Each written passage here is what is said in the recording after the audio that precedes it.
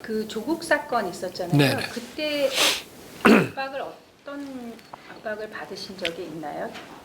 그러니까 압박을 이게 이제 검찰총장이나 검사장이 좀 물른 사람이면 이렇게 하라고 그럽니다. 그건 더 수사하지 마라. 이건 여기서 덮어라.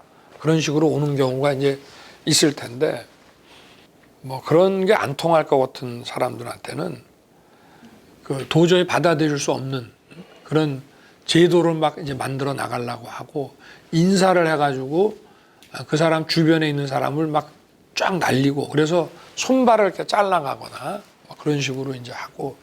근데 조국 사태 때는 참 어이없는 일들이죠. 뭐냐면은 대검하고 서울지검 앞에 뭐 수만 명, 뭐 얼마나 되는 인원인지 모르겠는데 하여튼 소위 말하는 특정 그 민주당과 연계된 사람들을 다 모아가지고 거의 뭐 검찰을 상대로 협박을 했습니다. 근데 이거는 자유민주주의 사회에서 있을 수 없는 일이거든요. 어떤 정권도 이런 적이 없었습니다. 그러니까 완전히 무법천지죠. 과거 같으면은 다 사법 처리될 일들입니다. 근데 정말 이 정권이 든든하게 뒷배가 돼줘서 그런지 저들 마음대로 해요. 그러니까 그냥 모든 게 다 무너진 겁니다. 내 편이면 다 오케이고 이번에도 보십시오. 저 공수처가 언론인 뭐 정치인 해서 지금 드러난 것만 각각 수십 명씩 이 통신 사찰을 했지 않습니까? 이거는 과거 같으면은 뭐 공수처장이 물러날 정도가 아니고 이건 뭐 보통 일이 아니었습니다. 자기들이 야당일 때는 더 했고요. 그런데 뭐 아주 천연덕스럽지 않습니까? 공수처가 도대체 얼마나 강한 기관이길래 저렇게 마음대로 합니까? 저 정권이 뒷받침이 돼주고 뒤에서 하라고 그러거나 잘했다 하지 않으면 할 수 없는 짓들입니다. 저 보십시오. 제가 검찰총장을 하고 있는데 자기들 마음에 들지 않는 수사를 했다고 인사를 막 학살 인사를 해버리고 검찰청 앞에 수만 명씩 와서 저렇게 폭력성 시위를 하고 말이에요. 그 배후에 이런 강력한 권력이 없으면은 못하는 겁니다. 이게.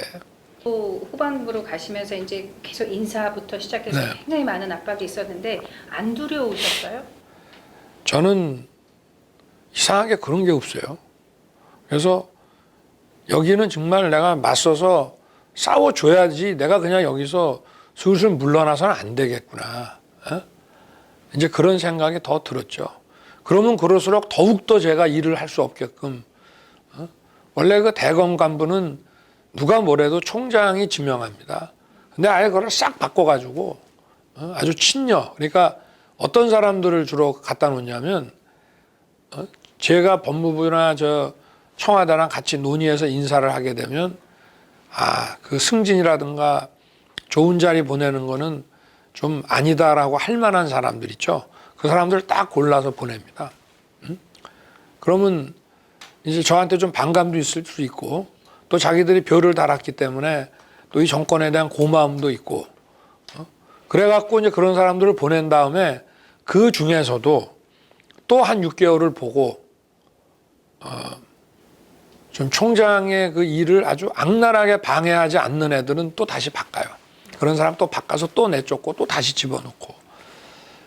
그러니까 이 회의를 하면은 그 내용이 바로 법무부 청와대로 다 보고가 됩니다.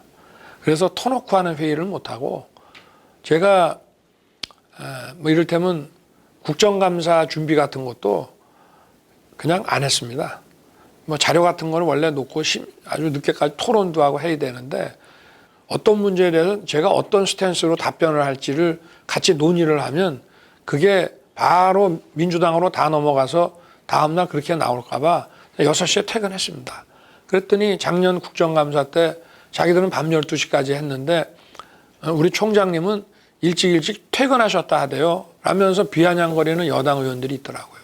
그래서 제가 그 말은 안 했습니다만은 그 준비를 하면 그 내용이 다 새나갈 것이 거의 확실시 되는 그런 상황으로 저는 봤기 때문에 그런 걸 할 수가 없었어요. 그러다가 이제 징계 청구가 이루어진 겁니다. 네. 처음에 그 문재인 대통령이 이제 집권을 시작을 할 때 제일 네. 크게 사회적으로 말씀하셨던 것 중에 하나가 적폐 세력 척결이거든요. 그래서 검찰 적폐를 척결하겠다. 이것도 네. 하나의 아젠다였단 네. 말이에요. 근데 후보님께서 이제 검찰총장 생활을 하시고 이번 정권을 겪으시면서 문재인 정권이 말하는 적폐란 무엇이고 또 총장으로서 실제로 경험한 적폐는 또 어떤 것인지 말씀해 주세요. 적폐라는 얘기가 이제 좀 원래 적폐라는 게 어떤 개별 비리나 범죄 그거 하나가 문제가 아니고 국민들에게 계속 불편을 끼치고 고통을 주고 아주 구조화된 부패 그런 것을 적폐라고 하거든요. 그래서 이 어떤 그 구조적 부패와 비리를 걷어내는 것이 중요하다. 그게 원래 검찰에서도 특수부의 업무라고 합니다. 개별 범죄는 형사부에서 하지만 아주 구조화된 부패 이거를 걷어내는 일은 이제 특별수사부에서 하는 건데 어느 정권이나 다 구조화된 것들이 있어요. 이게 오랜 세월 동안 관행화되고 이게 구조화되다 보니까 그게 부패인지도 잘 비리인지도 잘 인식을 못해. 그게 불법인지도 잘 인식을 못해. 그러나 그게 사회적으로 어떤 그 불법적인 기득권 카르텔을 만들고 이익을 갖다가 독점을 하고 국민들에게 고통을 주고 하는 것들을 걷어내서 이 사회가 발전하는데 걸림돌이 안 되게 만들자 하는 거라 그 뜻은 나쁜 뜻이 아닌데 문제는 남의 정부 거든 자기 정부 거든 똑같이 해이죠. 그리고 대통령은 자기 정부의 비리라 하더라도 그거를 제대로 걷어내서 처리할 수 있는 그 시스템을 관리할 책임은 있습니다. 대통령은 범죄와 부정부패로부터 국민을 보호해야 될 그런 책임이 있습니다. 그래서 그런 시스템을 관리해야 돼요. 좋은 사람, 유능한 사람을 그 조직의 관리자와 운영자로 임명을 하고 또 그것이 문제가 생길 때 그거를 적발해낼 수 있는 점검할 수 있는 시스템도 갖추고 이래야 될 책임이 있는 겁니다. 사법은 대통령 거 아니라고 그래서 그냥 넘겨놓으면 끝이 아니에요. 왜 외국 가면 판사 검사가 선출직인 경우도 많이 있잖아요. 선출직이 임명함으로써 국민의 의사가 반영이 되는 것이고 그럴 책임이 대통령한테 있습니다. 그런데 검찰이 사법부가 공수처가 이렇게 망가졌다고 하는 것은 전적으로 대통령 책임이죠.